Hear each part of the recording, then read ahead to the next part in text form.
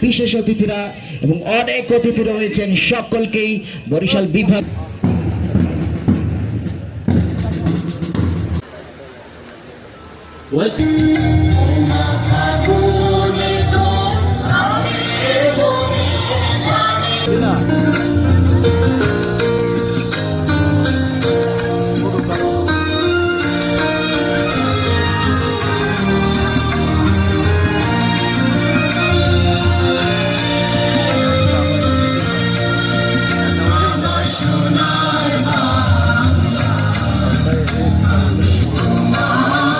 এই বরিশালে আমাদের জানি যে অনেক মেধাবী দক্ষ যোগ্য খেলোয়াড়রা রয়েছে এবং এর মাধ্যমে আমরা তাদেরকে বের করে নিয়ে আসছি।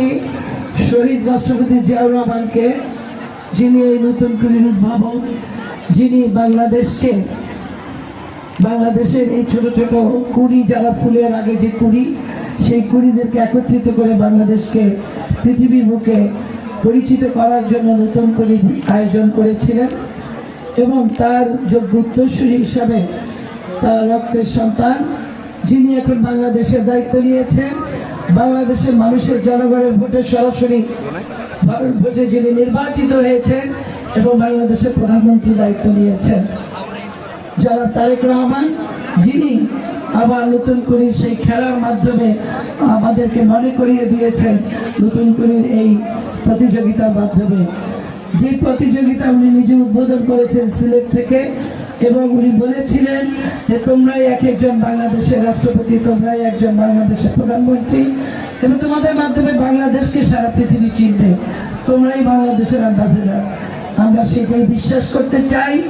আজকে যে নতুন করে যে আমাদের এখানে যে খেলোয়াড়রা আছেন, আমরা বরিশাল জেলার যে প্রতিযোগিতা হয়েছিল 16টি ইভেন্টের ভিতরে বরিশাল সিটি কর্পোরেশন 15টি ইভেন্টে জয়লাভ করেছে এবং স্বর্ণ পেয়েছে।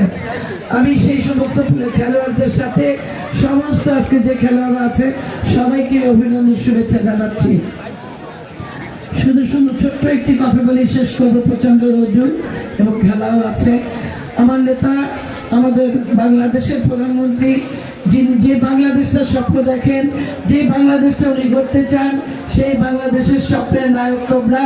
তোমাদের মাধ্যমে বাংলাদেশ আগামীতে পরিচালিত হবে, এটাই আমাদের প্রত্যাশা। তোমাদের সবাইকে ধন্যবাদ জানিয়ে আমি আমার বক্তব্য এখানে শেষ করছি। খোদা হাফেজ।